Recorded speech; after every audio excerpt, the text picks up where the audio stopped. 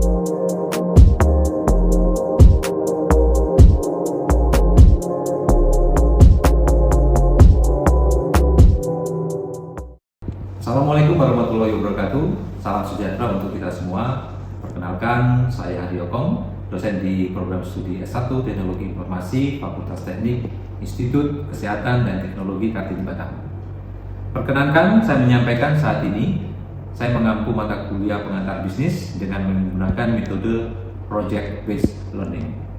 Video ini saya buat dengan tujuan menjadi salah satu prasyarat dalam pengajuan sertifikasi dosen tahun 2025, khususnya pada pernyataan diri dosen dalam unjuk kerja Tridharma Perguruan Tinggi atau biasa disingkat PGD, UKT, PT pada aspek pengajaran. Mata kuliah pengantar bisnis yang saya ampu merupakan mata kuliah wajib bagi mahasiswa semester 4 pada program studi D3 Administrasi Rumah Sakit, D3 Analis Kesehatan, S1 Fisioterapi, Fakultas Kesehatan, dan program studi S1 Teknologi Informasi Fakultas Teknik Institut Kesehatan dan Teknologi Kartini Batam. Bobot pembelajaran mata kuliah pengantar bisnis ini sebesar 3 SKS yang diselenggarakan selama satu semester dengan menggunakan bahasa Indonesia sebagai pengantar di dalam perkuliahan. Adapun tujuan pembelajaran dari mata kuliah pengantar bisnis ini adalah memberikan bekal pengetahuan, pengertian serta pemahaman kepada para mahasiswa agar menguasai wawasan ruang lingkup berbagai konsep bisnis dan manajemen. Konsep ini diperlukan sebagai bekal dasar untuk mempelajari pengetahuan bisnis yang lebih rinci. Dalam mata kuliah ini juga diberikan pengetahuan yang berkaitan dengan kompetensi manajerial, komunikasi bisnis, serta tanggung jawab sosial dan etika, baik lingkup lokal, nasional maupun internasional. Capaian pembelajaran lulusan atau biasa yang disingkat dengan CPL yang dibebankan pada mata kuliah ini adalah sebagai berikut. Pertama, menjunjung sikap bertanggung jawab atas pekerjaan di bidang keahlian usaha mandiri. Yang kedua, menguasai konsep dan metode keilmuan yang menaungi substansi bidang bisnis. Ketiga, menguasai konsep ilmu manajemen yang terdiri dari manajemen pemasaran, manajemen sumber daya manusia, manajemen keuangan, dan manajemen operasi. Keempat, mampu menerapkan pemikiran logis, kritis, inovatif, bermutu dan terukur dalam melakukan jenis pekerjaan spesifik di bidang bisnis serta sesuai dengan standar kompetensi kerja yang bersangkutan. Yang kelima, mampu menganalisis data untuk mendukung kegiatan bisnis. Yang keenam, mampu menerapkan prinsip-prinsip dasar perancangan dan penerapan sistem untuk bisnis. Dan yang ketujuh, mampu menganalisis, mencatat, dan membuat presentasi bisnis secara efektif dan menarik dalam bidang bisnis. Capaian pembelajaran mata kuliah atau CPMK yang diharapkan dari akhir perkuliahan ini adalah: pertama, mahasiswa memahami ruang lingkup bisnis proses dunia bisnis dalam konteks mikro dan makro. Yang kedua, mahasiswa memahami tata kelola organisasi, baik itu terkait pemasaran, sumber daya manusia, keuangan, dan operasi. Dan yang terakhir, yang ketiga, mahasiswa mampu merancang bisnis plan dan mampu menerapkannya. Untuk referensi yang digunakan dalam mata kuliah ini adalah bersumber dari e-book, buku referensi-referensi yang ada yang relevan, dan sumber-sumber lain yang relevan pula. Pelaksanaan pembelajaran dilakukan 16 kali tatap muka atau on-site dengan pembagian 7 pertemuan pertama dilanjutkan dengan UTS, dan pertemuan selanjutnya sampai pertemuan ke-14 ditutup dengan ujian akhir semester. Sedangkan metode pembelajaran menggunakan pendekatan Project Based Learning, yaitu mahasiswa dalam proses pembelajaran mengerjakan proyek yang relevan dengan topik mata kuliah, sehingga model evaluasi yang diterapkan adalah capaian proyek yang dikerjakan. Sistem penilaian dan evaluasi berbasis Project Based Learning ini yang diterapkan adalah sebagai berikut. Pertama, ada tugas berupa tugas individu maupun kelompok yang dikumpulkan setiap minggu oleh peserta. Yang kedua, presentasi progress project, yaitu secara berkala dilaksanakan yang mengharuskan setiap tim mempresentasikan progres pekerjaan proyeknya seperti apa. Evaluasi dilakukan melalui diskusi dan tanya jawab serta penilaian menggunakan rubrik presentasi yang telah disediakan. Yang ketiga, presentasi laporan perancangan ini yang menjadi ujian tes tengah semester. Presentasi dan demonstrasi produk yang dihasilkan melalui pembelajaran berbasis project. Dan yang terakhir, yang keempat, UAS, jadi ujian akhir semester, presentasi laporan dan produk akhir. Jadi mempresentasikan, mendemonstrasikan produk yang dihasilkan melalui pembelajaran berbasis proyek. Sedangkan untuk pembobotan penugasan terbagi atas tugas mingguan sebesar 20%, presentasi proyek oleh kelompok sebesar 20%, presentasi laporan perancangan sebesar 25%, dan presentasi produk akhir sebesar 35%, sehingga total penugasan 100%. Demikian deskripsi dan penjelasan saya tentang mata kuliah pengantar bisnis yang saya ambil. Berikut cuplikan pembelajaran yang saya lakukan dalam mata kuliah pengantar bisnis. Terima kasih. Pagi ini kita akan melanjutkan perkuliahan kita dari minggu yang lalu. Untuk pokok pembahasan kali ini kita akan berbicara tentang pemangku kepentingan dan etika bisnis. Kita akan review pertemuan-pertemuan kita sebelumnya. Ini nanti akan pertemuan kita di dalam pertemuan keempat ini. Ada 5 yang akan kita 5 tahapan. Pertama kita akan briefing, akan review pertemuan sebelumnya itu seperti apa. Terus kemudian kita akan bersama persepsi. Selanjutnya kita akan bahas tentang capaian pembelajaran pertemuan keempat ini. Apa sih yang mau kita capai, apa yang mau kita dapat dari pertemuan pada hari ini. Terus kemudian selanjutnya kita akan masuk ke materi terkait dengan pemangku kepentingan dan etika pada bisnis. Jadi apa itu pemangku kepentingan? Pemangku kepentingan mungkin dalam bahasa yang lain, mungkin teman-teman sudah pernah dengar dengan istilah stakeholders. Stakeholders itu sama dengan pemangku kepentingan dan etika bisnis. Jadi ketika kita teman-teman nanti berwirausaha, itu ada yang namanya kita perlu namanya etika. Etika tidak hanya dalam kehidupan sehari-hari, dalam berinteraksi sesama manusia, tetapi juga ada di banyak aspek, salah satunya di bisnis. Nanti kita akan lihat referensinya. Terus kemudian kita akan ada games kalau ada waktu. Terus kemudian terakhir kita akan kuis, ya. Akhir di penutup kuis dan terakhir di selanjutnya summary hasil dari pertemuan kita hari ini. Oke, sebelumnya pada pertemuan sebelumnya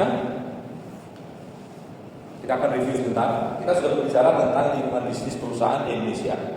Ini terbagi menjadi 2, yaitu lingkungan internal dan lingkungan eksternal. Jadi kalau kita berbicara lingkungan bisnis itu 2 aspek selalu, internal dan eksternal. Internal terkait dengan manajemen, terkait dengan sumber daya, terkait dengan finance di internal perusahaannya.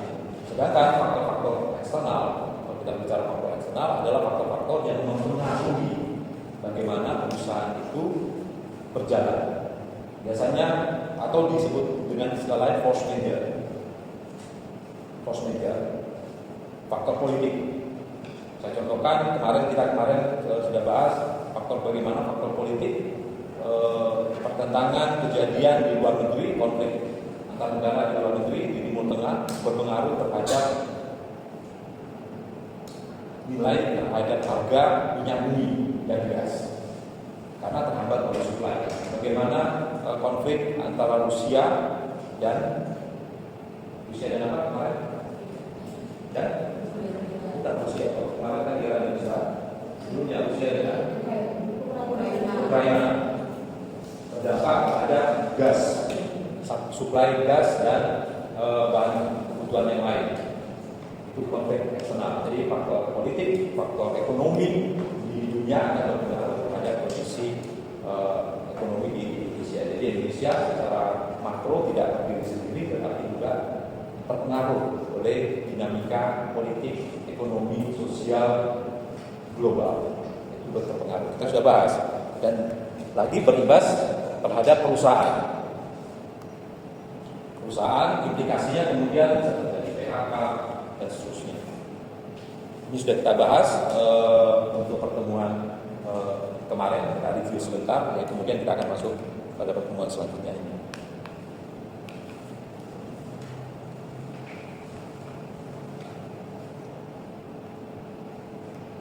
Oke, nanti bisa dilihat ya, saya akan bagikan PPT-nya ini tentang why should you understand stakeholder and business ethics.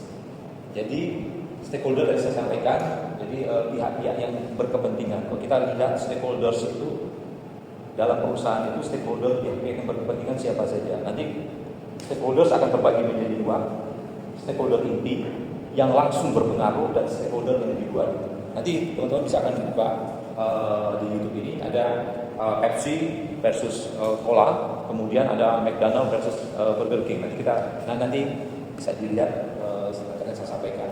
I'm not a CEO or a manager, so why should I care about stakeholders and business ethics?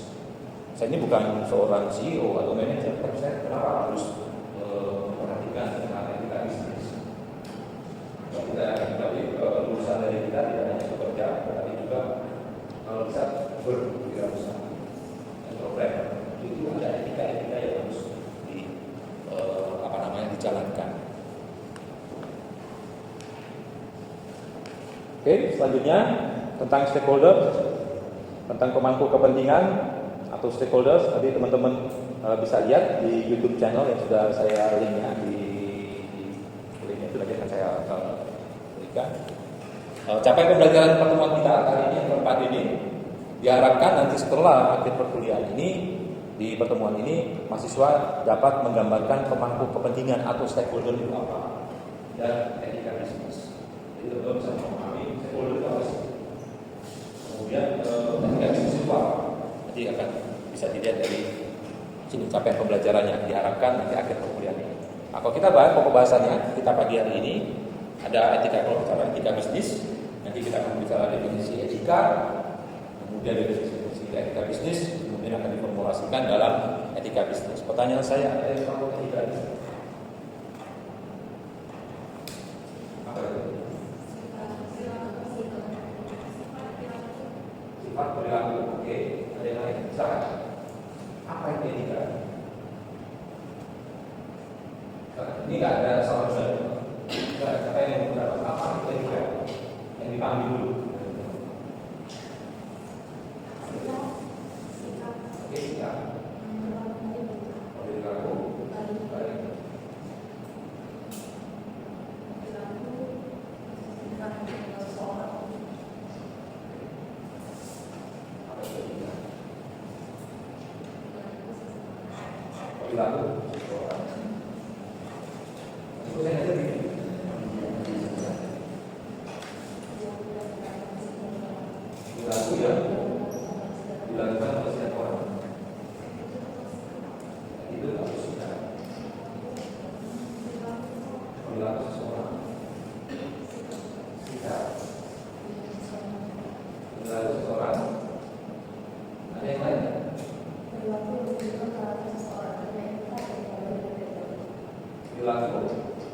Yang menunjukkan salah seseorang, terus ada yang baik dan ada yang buruk. Jadi etika oke, semua benar. Etika pada prinsipnya adalah seorang yang berusaha yang menjadi yang menilai tentang perilaku baik. Nah, bagaimana perilaku yang baik, yang salah, dan yang benar. Etika. Nah, kemudian etika dikaitkan dengan bisnis. Sehingga kita dapat menyimpulkan bahwa bagaimana ketika kita melakukan bisnis itu bagaimana melakukan bisnis yang baik. Kalau baik pada prinsipnya adalah tidak merugikan orang lain, konsumen, diri sendiri, apalagi satu lagi,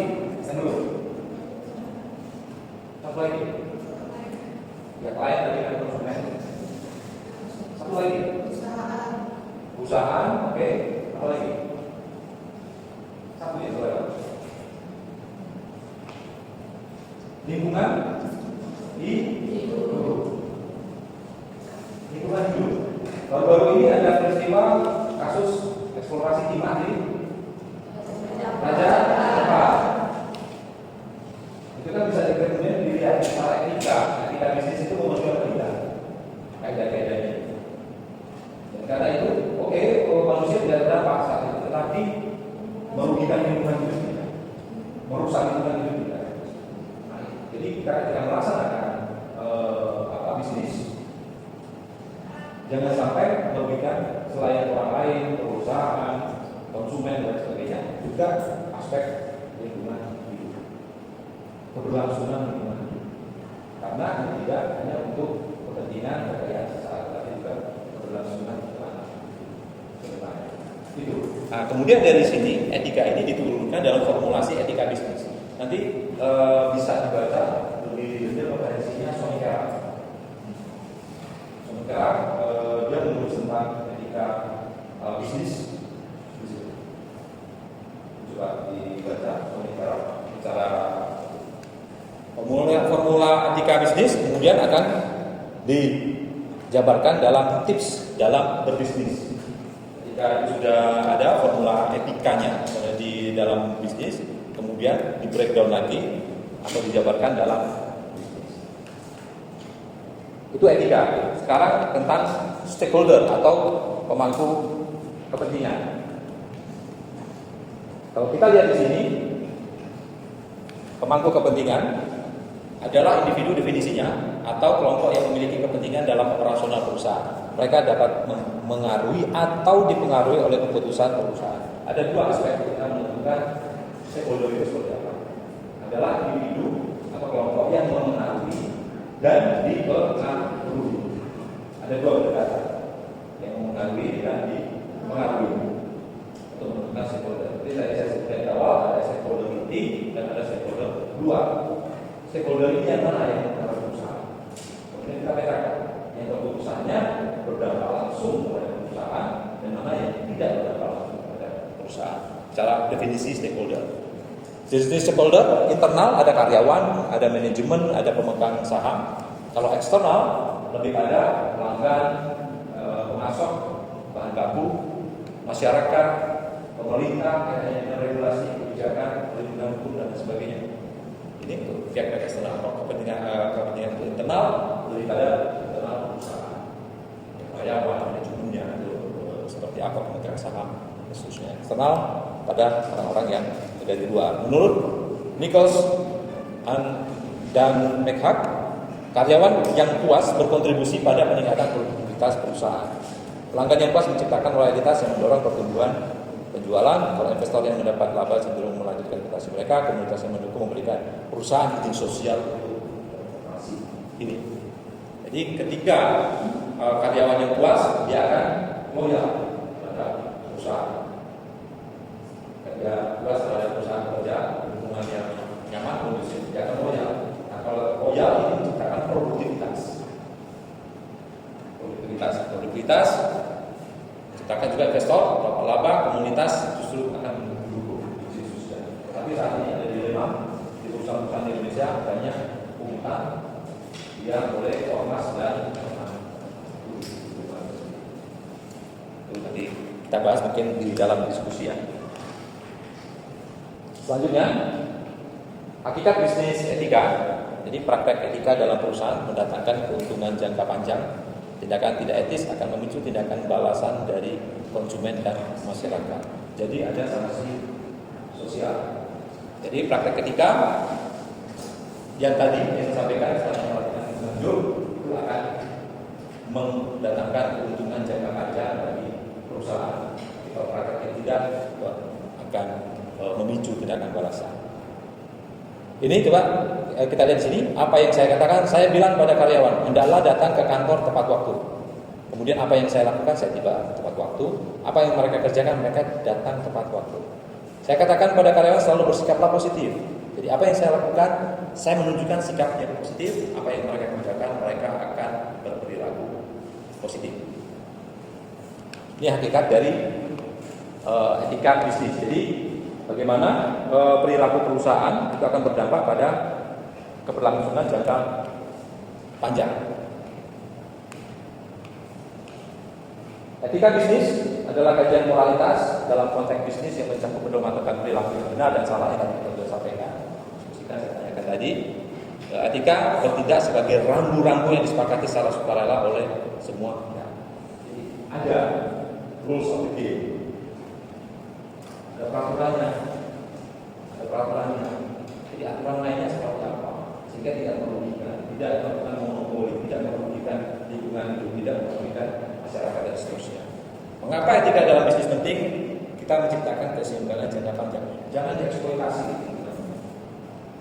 Ketika dieksploitasi rusak dalam jangka 10 tahun, nelayan tidak bisa lagi menangkap di sini. Laut tercemar hanya untuk kepentingan sesaat. Ketika dieksplorasi selesai ditinggalkan, dia akan seperti semula. Yang kedua, kepercayaan. Ini menimbulkan ketidakpercayaan masyarakat terhadap bisnis yang ada, terhadap perusahaan yang melakukan itu, sehingga menimbulkan resistensi, menimbulkan perlawanan. Dan yang ketiga, tanggung jawab sosial. Bagaimana kita juga memiliki tanggung jawab sosial terhadap masyarakat. Jadi kehadiran perusahaan seharusnya juga menciptakan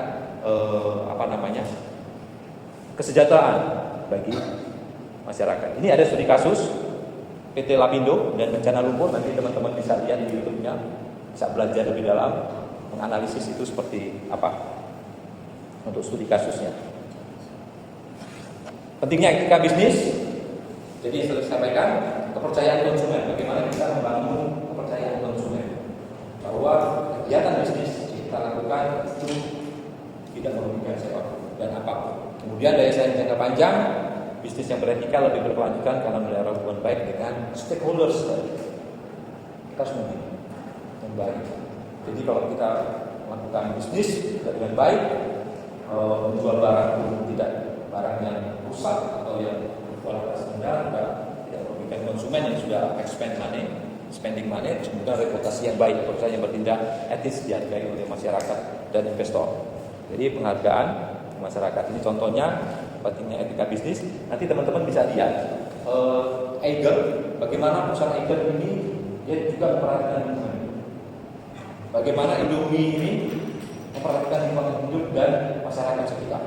Ada program-program corporate social responsibility tentang pendidikan, tentang lingkungan dan sebagainya. Jadi dia memperhatikan juga masyarakat dan lingkungan. Nanti bisa dibaca, dilihat di YouTube-nya itu. Ada 2 perusahaan yang lain. Tantangan dalam penerapan bisnis etika tadi yang saya sampaikan adalah korupsi dan penyalahgunaan wewenang. Korupsi selalu menimbulkan kemiskinan. Yang tujuannya untuk masyarakat digunakan untuk pembangunan, digunakan untuk kesejahteraan masyarakat, untuk pendidikan dan sebagainya. Tetapi karena korupsi kita tidak bisa berjalan. Selalu korupsi itu menyebabkan kemiskinan. Dan menurut saya extraordinary. Konflik keuntungan vs etika yang tadi saya sampaikan. Contohnya kasus di eksplorasi timah di Raja Ampat, nikel di Raja Ampat, itu contoh-contoh bagaimana etika itu antara konflik kepentingan antara bisnis dan etika. Oke, ini ada kuis, ada pertanyaan. Pertanyaan pertama, jika sebuah perusahaan dihadapkan pada peluang besar untuk mendapatkan keuntungan dengan cara yang legal tetapi tidak etis, apa yang seharusnya dilakukan oleh manajemen? Sudah lihat dari A, B, C, D. Mengambil peluang tersebut, menolak peluang tersebut, menerima peluang. Yang D, menerima peluang tersebut dan mencoba memperbaiki etika perusahaan di kemudian hari. Yang mana? Yang D. Yang C siapa? Yang B? Yang A? Semua sepakat B? B. Kenapa B?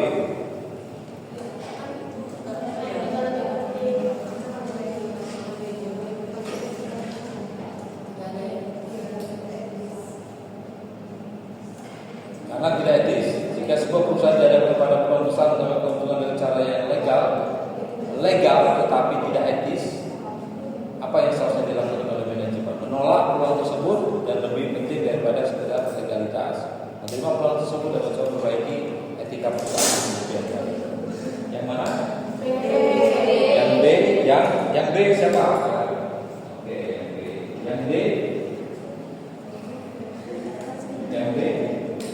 Ada yang lain dari? Oke, menolak peluang tersebut karena etika lebih penting daripada sekedar legalitas. Pertanyaan yang kedua, apakah peraturan pemerintah cukup untuk memastikan bahwa perusahaan bertindak secara etis, atau apakah perusahaan perlu melangkah lebih jauh dari peraturan yang ada?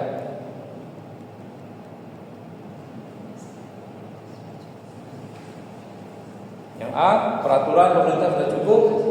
B, perusahaan perlu untuk melangkah lebih jauh. C, perusahaan hanya perlu mematuhi peraturan pemerintah. D, perusahaan sebaiknya fokus pada keuntungan. Yang mana? B. Yang B siapa? Yang selain B? Gak ada B ya? B semua. Perusahaan perlu melangkah lebih jauh dari peraturan untuk memastikan bahwa mereka beroperasi secara etis. Jadi tidak hanya peraturan dari pemerintah saja, tetapi juga perusahaan. Kode etiknya itu seperti apa? Oke, selanjutnya pertanyaan ketiga, bagaimana pelanggaran etika oleh seorang eksekutif perusahaan bisa mempengaruhi keseluruhan budaya perusahaan dan hubungan dengan pelanggan? Pelanggaran etika hanya berpengaruh pada eksekutif sendiri. Pelanggaran etika itu bisa menghancurkan kepercayaan pelanggan dan merusak budaya etis perusahaan secara keseluruhan. C, pelanggaran etika dapat diberikan. D, pelanggaran. Apa jawabannya? B. Yakin B ya? Oke, the final question. Bagaimana perusahaan dapat menyimbangkan kepentingan pemegang saham yang menginginkan keuntungan jangka pendek dengan kepentingan komunitas lokal yang terpengaruh oleh dampak lingkungan dan kegiatan perusahaan? A, mengungkapkan keuntungan jangka pendek. B, mencari cara untuk meningkatkan keuntungan dalam memperhatikan komunitas. C, berinvestasi pada teknologi ramah lingkungan. D, mengabaikan kepentingan komunitas. Yang mana? C. Yang C siapa? Selain C ada? Tidak? Oke, C, berinvestasi pada teknologi yang ramah lingkungan, karena itu berdampak pada. Oke, terima kasih untuk pertemuan pagi ini. Semoga memberikan manfaat semua, dan nanti ini akan saya share untuk bisa pelajari lebih lanjut lagi. Dan referensi tadi salah satu buku dari bisnis adalah kesenian dan pemikiran Indonesia. Jadi sudah apa? Terima kasih. Selamat pagi. Sampai jumpa untuk pertemuan ke depan. Demikian deskripsi singkat dan cuplikan proses pembelajaran dari mata kuliah pengantar bisnis yang saya ampu. Semoga dapat memberikan gambaran bagi tim asesor dalam menilai pengajaran yang saya lakukan. Akhir kata, saya ucapkan terima kasih kepada seluruh tim asesor, tim panitia, sertifikasi dosen tahun 2025, Direktur Sumber Daya Kementerian Pendidikan Tinggi, Sains dan Teknologi, Direktorat Jenderal Pendidikan Tinggi. Tidak lupa saya aturkan terima kasih kepada rekan sejawat dosen, mahasiswa atas partisipasinya dalam penilaian di lingkungan Institut Kesehatan dan Teknologi Kartini Batam, serta dukungan dari pimpinan perguruan tinggi Institut Kesehatan dan Teknologi Kartini Batam. Akhir kata, saya sampaikan, Assalamualaikum warahmatullahi wabarakatuh. Salam hormat. Terima kasih.